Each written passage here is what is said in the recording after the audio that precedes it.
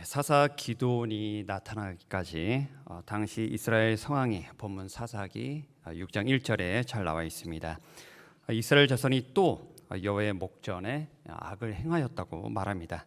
그러자 여호와께서 이스라엘을 미디안의 손에 7년 동안 넘기십니다. 미디안은 이스라엘을 특히 먹을 것으로 괴롭혔습니다.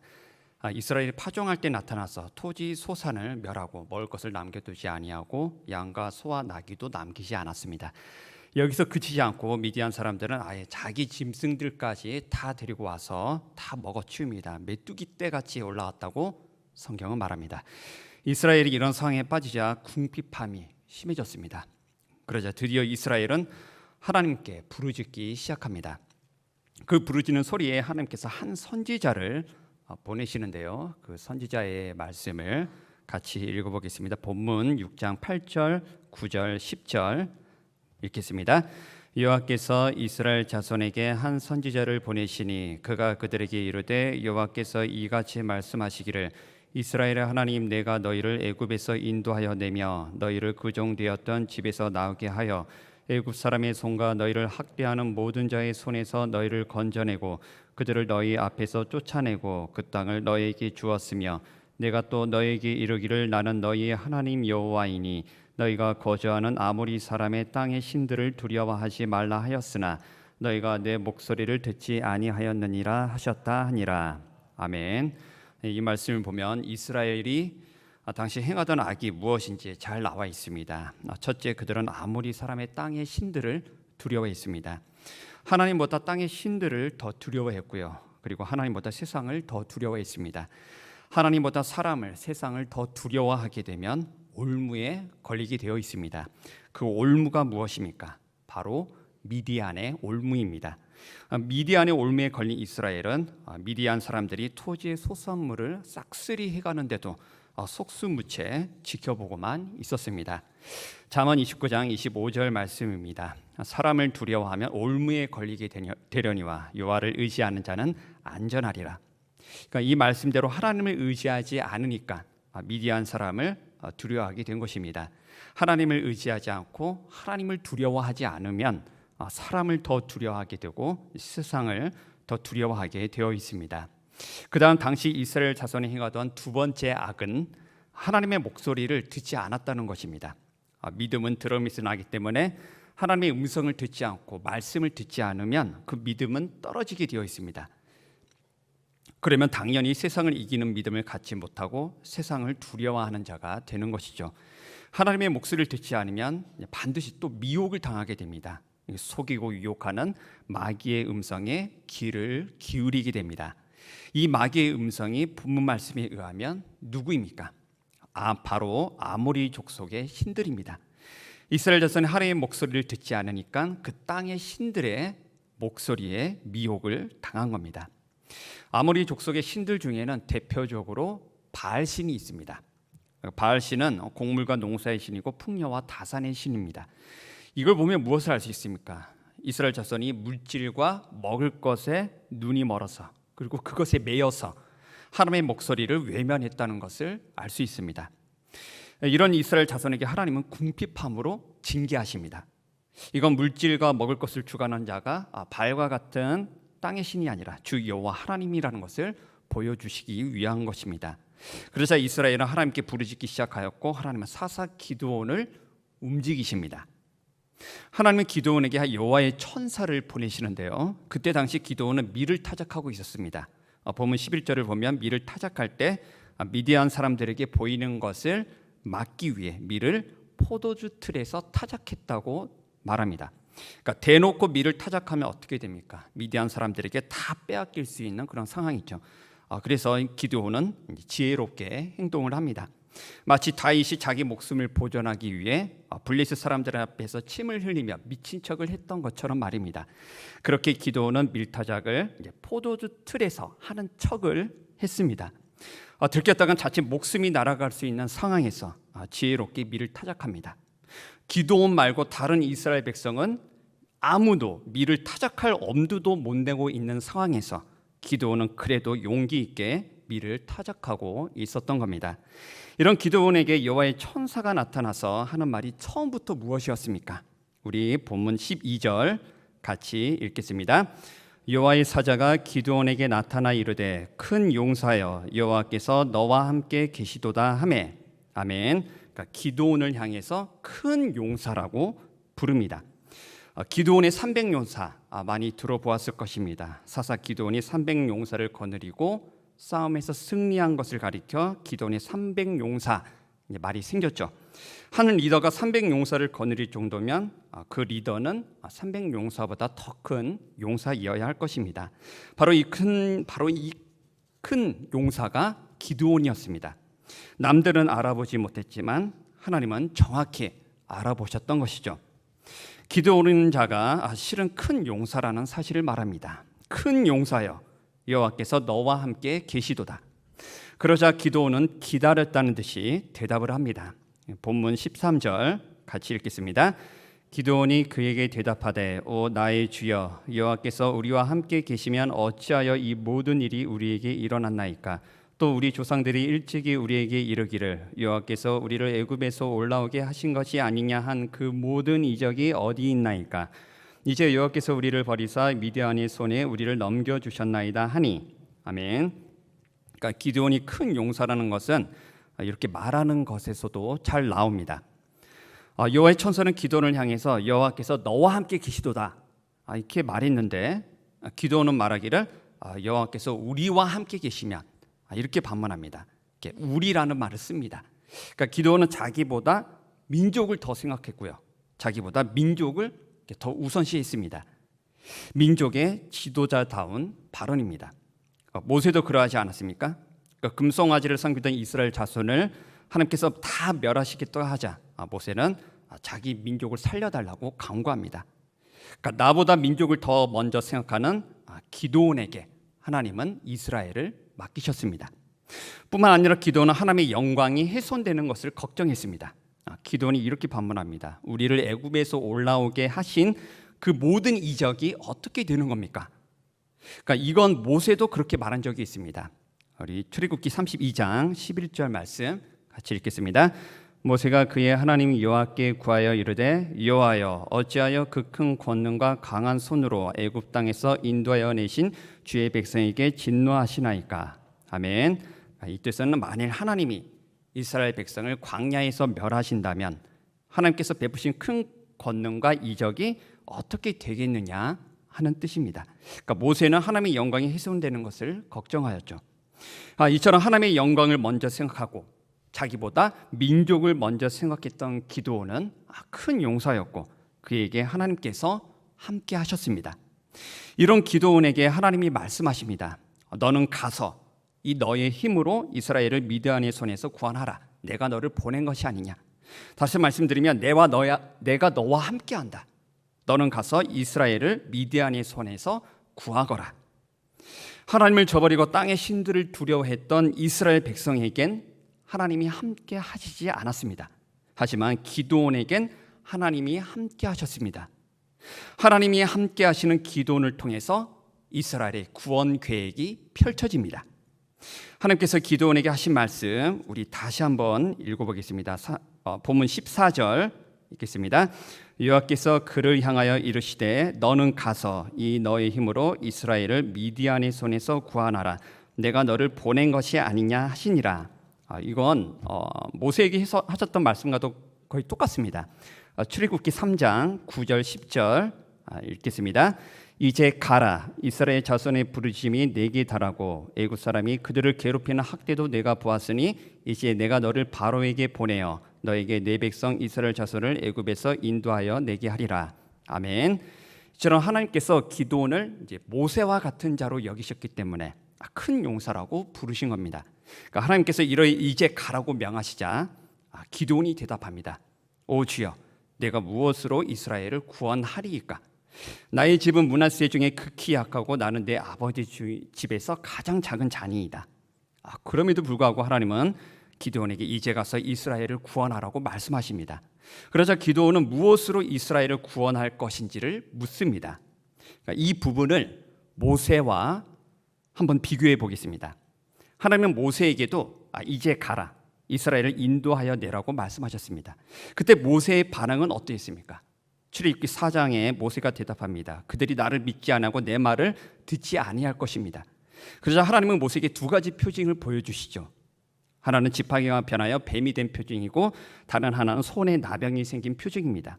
이 두 가지 이적을 모세가 직접 보았는데도 다시 하나님께 말합니다. 나는 입이 뻣뻣하고 혀가 둔하다고 못하겠다고 말을 합니다. 그러자 하나님은 말씀하시기를 내가 너의 입과 함께 있어서 할 말을 가르치겠다고 말씀하십니다. 그런데도 모세는 또 하나님께 이번엔 아예 못하겠다고 말합니다. 오 주여 보낼 만한 자를 보내소서. 그러자 하나님은 이번엔 진노하시며 형 아론을 붙여주시겠다고 말씀하십니다. 이에 반해 기드온을 보겠습니다. 하나님께서 이제 가서 이스라엘을 구원하라 이렇게 말씀하시자 기드온은 사람들이 나를 믿지 않고 나를 따르지 않을 거라고 이렇게 모세처럼 대답하지 않았습니다. 또 자기는 말을 잘 못한다고 보낼 만한 자를 보내라고 이렇게 대답하지도 않았습니다. 기드온은 하나님의 보내심에 응답하기를 처음부터 가겠다는 표시를 합니다. 말씀에 순종하여 가겠습니다. 그런데 내가 무엇으로 이스라엘을 구원하겠습니까? 묻습니다. 모세와 비교해 보면 기드온은 참 담대하고 용기가 있었습니다. 하나님께서 기드온을 향해 큰 용사라고 부를 만했음을 알 수 있습니다. 여호와의 사자가 기드온에게 하나님께서 너와 함께 하신다고 말했습니다. 이건 모세도 마찬가지입니다. 하나님께서 반드시 너와 함께 하신다 말씀하셨습니다. 그런데도 모세는 몇 번이나 꽁무니를 뺐습니다. 반면에 기드온은 꽁무니를 빼기는커녕 처음부터 네, 순종하겠습니다 라고 자세를 취합니다. 가히 큰 용사라 불릴만 했습니다. 하나님이 보여주신 표정에서도 모세와 기드온은 차이가 납니다. 계속해서 기드온을 이렇게 모세와 비교하는 이유는 그 부르심의 상황이 비슷하고요, 그 보내심의 배경이 서로 매우 비슷하기 때문입니다. 하나님께서 기드온과 모세에게 언급하신 말씀도 서로 상당히 비슷합니다. 하나님께서 본문 16절에서 기드온에게 말씀하십니다. 내가 반드시 너와 함께 하리니 너가 미디안 사람 치기를 한 사람 치듯 하리라. 그러자 기드온은 대답합니다. 나와 말씀하시는 이가 주 되시는 표징을 내게 보이소서. 이 표징에 대해서는 본문 18절부터 나옵니다. 기드온이 예물을 가지고 다시 와서 주 앞에 들기까지 떠나지 말기를 구합니다. 기드온이 가서 염소 새끼를 하나 잡고 지시한 대로 무교봉을 만들고 고기를 담고 국을 담아서 여호와의 사자가 있는 곳으로 가져옵니다. 그러자 하나님의 사자가 고기와 무교봉을 바위 위에 놓고 그 위에 국을 부으라고 말합니다. 여호와의 사자가 손에 잡은 지팡이 끝을 내밀어 고기와 무교봉을 대니 불이 바위에서 나와서 고기와 무교봉을 사릅니다. 그리고 여호와의 사자는 곧 사라집니다. 이걸 본 기드온이 말합니다. 내가 여호와의 사자를 대면하여 보았으니 죽게 되었다. 하지만 하나님께서 안심하고 두려워하지 말라 말씀합니다. 기드온은 거기서 하나님을 위하여 제단을 쌓았는데요, 그것을 가리켜 여호와 샬롬이라고 부르게 됩니다. 그러니까 기드온이 거기서 제단을 쌓았다는 것은 무엇을 의미합니까? 이제 하나님이 주 되심을 인정하고 하나님의 자기를 향한 부르심과 보내심에 순종하겠다는 뜻입니다. 단 한 번의 표징, 곧 예물이 불로 살라지는 표징을 통해서 기드온은 순종하는 모습을 보입니다. 이에 반해 모세를 보겠습니다. 하나님께서 기드온처럼 모세에게도 내가 반드시 너와 함께 할 거다 말씀하셨는데도 모세가 부정적인 반응을 보이자 하나님은 모세에게 두 가지 표징을 보여주셨습니다. 지팡이가 뱀으로 변하고 손이 나병으로 변하는 표징을 보여주시지만 모세는 두 번이나 가지 못하겠다고, 순종하지 못하겠다고 반응을 했습니다. 이걸 보면 순종적인 면에서 기드온이 모세보다 더 나았다고 볼 수 있습니다. 이런 기드온에게 하나님은 큰 용사라고 부르십니다. 이렇게 하나님이 기드온을 큰 용사라고 부를 수 있었던 또 하나의 이유가 있습니다.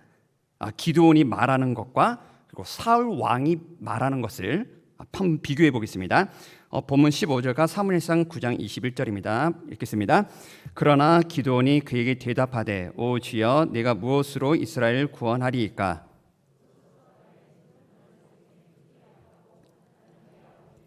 가장 작은 자니이다 하니 사무엘상 9장 21절입니다. 사울이 대답하여 이르되 나는 이스라엘 지파의 가장 작은 지파 베냐민 사람이 아니니까 또 나의 가족은 베냐민 지파 모든 가족 중에 가장 미약하지 아니하니까 당신이 어찌하여 내게 이같이 말씀하시니까 하니. 아멘. 기드온은 자기를 가리켜 말합니다. 나의 집은 므낫세 중에 극히 약하고 내 아버지 집에서 가장 작은 자다. 사울도 자기가 베냐민 지파에서 가장 작은 자이고 집에서도 가장 작은 자라고 말합니다. 그러니까 둘 다 똑같이 말합니다. 이렇게 처음에 사울도 그렇고요, 기드온도 그렇고 둘 다 겸손한 모습을 보였습니다. 하지만 사울은 그 겸손했던 모습이 곧 사라집니다. 그것이 무엇으로 나타났습니까? 하나님께 드리는 제사로 나타났습니다. 사울은 블레셋과의 전투를 앞두고 다급한 나머지 자기가 직접 하나님께 제사를 드리면서 제사장 직분을 범하는 모습을 보입니다. 이건 하나님께 모든 걸 맡기지 못하고 자기가 주인 되어서 제사를 드린 모습을 보인 것이죠. 겸손이 아니라 교만입니다. 하지만 기드온은 어떻게 했습니까? 제사를 온전히 하나님의 사자에게 맡깁니다. 자기가 주관하는 것이 아니라 하나님의 사자가 시키는 대로 예물을 드리는 모습을 보이자 불로 응답되는 역사가 나타났습니다. 이런 겸손한 모습을 보이는 기드온에게 하나님은 그를 큰 용사라고 부르십니다. 겸손한 자는 결코 작은 자가 아닙니다. 큰 용사입니다. 왜냐하면 성경 말씀대로 하나님은 겸손한 자를 붙드시고 겸손한 자에게 은혜를 베푸시고 겸손한 자를 높이시고 존귀하게 하시기 때문입니다. 이렇게 겸손과 순종의 사람 기드온에게 하나님은 다음을 약속하십니다. 이 본문 16절 말씀 읽겠습니다. 여호와께서 그에게 이르시되 내가 반드시 너와 함께하리니 내가 미디안 사람 치기를 한 사람을 치듯 하리라 하시니라. 아멘. 그리고 그날 밤입니다. 하나님께서 기드온에게 명령을 내리십니다. 내 아버지에게 있는 숫소를 잡아 번제를 드리라. 그리고 집에 있는 바알의 제단을 헐고 그 곁에 아세라 상을 찍으라. 그래서 기드온은 종 10사람을 데리고 여호와께서 말씀대로 하신 대로 행하였습니다. 그런데 본문 27절 말씀을 보면 아버지의 가문과 그 성읍 사람들을 두려워하여 이 일을 감히 낮에 행하지 못하고 밤에 행했다고 나와 있습니다. 큰 용사인 기드온이 사람들을 두려워했다고 나옵니다. 물론 그에게도 인간적인 두려움이 있었을 것입니다. 하지만 말씀을 자세히 보면 기드온이 그걸 낮에 행했느냐 아니면 밤에 행했느냐 놓고 고민한 흔적이 별로 보이지 않습니다. 하나님께서 기드온에게 명령을 내리신 때는 밤이었습니다. 본문 25절에 나와 있는 대로 그날 밤에 여호와께서 기드온에게 그 명령을 내리십니다. 그리고 바로 그날 밤에 그 명령을 수행합니다. 기드온은 하나님의 명령에 지체 없이 즉각적으로 순종하였습니다. 하나님께서 왜 낮이 아닌 밤에 그런 명령을 내리셨을까요? 이건 기드온에게 혹 있을지 모를 두려움을 아시고 적당한 때에 명령을 내리신 것입니다. 바로 지체 없이 명령을 이행하라고 말입니다. 이건 우리에게도 마찬가지입니다. 하나님은 우리에게 계속해서 명령하시고 말씀에 순종하라고 생각나게 해주십니다. 바로 그때가 그 명령을 행할 수 있는 최적의 때입니다. 우리에게 혹 있을지도 모를 연약함을 아시는 하나님께서 그러한 연약함을 없애기 위해서 최적의 때에 말씀하시고 명령을 내리시는 것입니다. 이때 우리가 할 일은 그저 그 말씀과 그 명령에 따르는 것이고요, 기드온처럼 지체 없이 하나님의 말씀에 순종하는 것입니다. 그날 밤에 하나님의 명령을 지체 없이 수행하자 기드온에겐 사람들에 대한 두려움이 사라졌습니다. 이것이 무엇으로 나타났습니까? 마침 그때에 미디안과 아멜렉과 동방 사람들이 싸우려고 요단강을 건너왔습니다. 그때 기드온은 사자들을 온 므낫세에 보내어서 군대를 소집합니다. 이 모습을 보면 기드온에게 조금이나마 있을지도 모를 두려움이 온데간데 사라졌음을 알 수 있습니다. 오히려 더욱 담대해졌고요, 본문 34절 말씀대로 여호와의 영이 임하였습니다. 기드온이 군대를 소집했을 때 그는 하나님께 또 하나의 표징을 구합니다. 양털 한 뭉치를 타작마당에 놔둘 때 이슬이 양털에만 있고 주변 땅이 마르게 해달라고 말입니다. 그대로 됩니다. 이튿날 기드온은 그 반대의 표징을 구합니다. 기드온이 이 표징을 구한 목적이 본문 6장 36절에 잘 나옵니다. 주께서 이미 말씀하신 같이 내 손으로 이스라엘을 구원하시려거든. 이렇게 말합니다. 다시 말해서 주의 말씀에 더욱 확신을 갖기 위해서 표징을 구했고요. 그리고 그 말씀을 잘 순종하기 위해서 양털 표징을 구했던 것입니다. 이 표징의 확신을 얻은 기드온은 군대를 32,000명이나 소집을 합니다. 하지만 하나님께서는 숫자가 많다고 하면서 두려워 떠는 자들은 돌아가라고 명하십니다. 그리고 줄여서 300명을 선발합니다. 300명을 선발하는 과정을 인간적인 시각에서 보면 기드온이 충분히 두려워하고 의심할 수 있는 상황이었습니다. 하지만 기드온은 그 일에 대해 아무런 요동도 보이지 않습니다. 하나님은 소집된 군대를 향해 두려워 떠는 자들은 돌아가라 이렇게 말씀하셨는데도 기드온은 계속해서 하나님의 명령을 이행합니다. 밤이 되었습니다. 여호와께서 기드온에게 이제 일어나 전쟁 진영으로 내려가라 명하십니다. 하나님은 혹 기드온이 가질 수 있는 두려움을 아시고 만일 내려가기를 두려워하거든 부와 함께 적진으로 내려가라고 그들이 하는 말을 들으라고 하십니다. 이에 기드온은 곧바로 내려갑니다. 해변에 모래같이 많은 적진 가운데 몰래 잠입하여 어떤 사람의 꿈 이야기를 듣습니다. 하나님께서 미디안과 그 모든 진영을 기드온에게 넘겨주셨다는 얘기였습니다. 그러자 기드온은 곧바로 300명과 함께 적진으로 내려가 승리를 거두게 됩니다. 지금까지의 기드온의 행동들을 보면 한 가지 공통점이 있습니다. 하나님께서 명령을 내리자마자 기드온은 하나님의 명령에 지체 없이 순종하였다는 것입니다. 정리하면 이렇습니다. 첫 번째, 하나님께서 기드온을 부르셔서 가라고 명하십니다. 이에 기드온은 빼지도 않고 주저하지도 않고 말합니다. 네, 가겠습니다. 그런데 내가 무엇으로 이스라엘을 구원하겠습니까? 하나님께 묻고 구하면서 바로 순종의 자세를 취합니다. 두 번째입니다. 그날 밤에 하나님께서 기드온에게 내 아버지 집에 있는 바알과 아세라 상을 찍으라 이렇게 명하십니다. 그러자 기드온은 아침이나 낮까지 기다리지 않고 지체하지 않았습니다. 바로 그날 밤에 바알 제단을 파괴합니다. 세 번째입니다. 하나님께서 기드온에게 소집된 군대가 많다고 32,000명 중에 300명만 남도록 명하십니다. 그 과정이 인간적으로 보기에 말이 안 될 것 같았는데도 기드온은 아무 말 없이 계속해서 하나님의 명령대로 300명을 선발합니다. 네 번째입니다. 하나님께서 만일 적진에 내려가기를 두려워하거든 부와 함께 내려가서 그들이 하는 말을 들으라고 명하십니다. 이에 기드온은 곧바로 자기 부와 함께 적진으로 내려갑니다. 그런데 이게 알고 보면 더 두려울 만한 행동입니다. 한밤에 부하와 단 둘이 모래와 같은 적진으로 내려가서 염탐을 했다는 것은 알고 보면 큰 용기가 필요한 행동이었기 때문입니다. 이것은 하나님의 명령에 대한 순종의 자세가 자기에게 생길 수 있는 두려움보다 더 위에 있다는 것을 보여줍니다. 기드온은 때마다 생길 수 있는 두려움을 그때마다 순종으로 이겨냈습니다. 사람들은 어떤 상황에 두려움이 생기면 그 두려움을 먼저 없애달라고 그러면 순종하겠다고 말합니다. 하지만 아닙니다. 하나님은 우리에게 먼저 순종할 것을 명하십니다. 그러면 그 두려움이 사라질 거라고 말씀하십니다. 기드온이 큰 용사라고 하나님이 부르신 이유들을 정리하면 이렇습니다. 첫째, 기드온은 하나님의 영광이 훼손되는 것을 걱정하였고 하나님의 영광을 먼저 생각하는 자였습니다. 땅의 신들을 두려워하지 않았고 하나님을 두려워하는 자였습니다. 둘째, 기드온은 자기보다 자기 민족의 구원을 위하고 염려하는 자였습니다. 셋째, 기드온은 자기를 낮추는 겸손한 자였습니다. 그리고 넷째, 다들 미디안을 두려워하며 굶주리고 있을 때 기드온은 대담하게 미를 타작하는 지혜롭고 용기 있는 자였습니다. 그리고 가장 중요한 다섯 번째는 하나님의 명령에 즉각적으로 순종하는 자였습니다.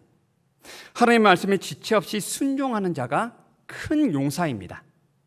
말씀에 순종하는 것은 말씀의 검을 휘두르는 것과 같습니다. 전쟁터에서 누가 큰 용사입니까? 주저하지 않고 지체 없이 앞서 나가서 검을 휘두르는 자가 큰 용사입니다. 이런 모습을 기드온이 보여주었던 것입니다. 하나님의 자녀로 부름받은 우리는 하나님 나라와 복음을 위해 영적 전투를 하고 있습니다. 디모데후서 2장 3절 말씀에 너는 그리스도 예수의 좋은 군사라고 말씀합니다. 이렇다 하나님은 우리 모두를 그리스도의 군사로, 하나님의 큰 용사로 부르셨습니다. 하나님은 우리가 그 사실을 깨닫고 영적인 담대함과 용기를 일깨우시기를 원하십니다. 모든 두려움을 내쫓기를 원하십니다. 바로 말씀에 대한 거침없는 순종을 통해서 말입니다. 기드온에게 나타난 표징들이 이루어졌다 아니다, 이게 중요한 것이 아닙니다. 검을 많이 휘두르는 자라야만이 좋은 군사가 될 수 있고요, 큰 용사가 될 수 있습니다. 그래서 하나님은 기드온이 검을 많이 휘두르라고 계속해서 명령하셨던 것입니다. 두려움이 생길 수 있는 상황에서도 계속해서 말씀에 대한 순종을 요구하셨습니다. 그래서 하나님은 기드온이 검을 많이 휘두르라고, 그리고 아직 남아있는 두려움을 정말로 하나하나 순종을 통해 없애셨고요, 더욱 담대한 용사로 일깨워 주셨습니다.